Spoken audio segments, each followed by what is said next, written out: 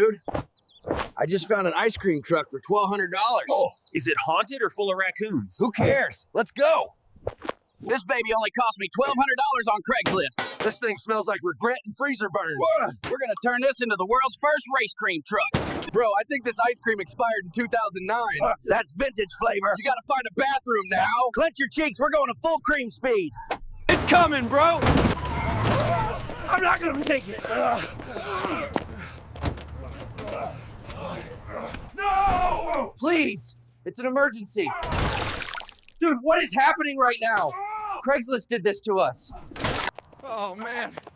It's coming out again. Sweet mother of maple, you smell like death and spoiled milk, bro. I'm gonna pass out, Bigfoot, I swear. You smell like death. I want out. Dude, you slipped in my poo. Maybe the ice cream biz ain't for us. No kidding, Stinkfoot. Like and subscribe if you want more chaos.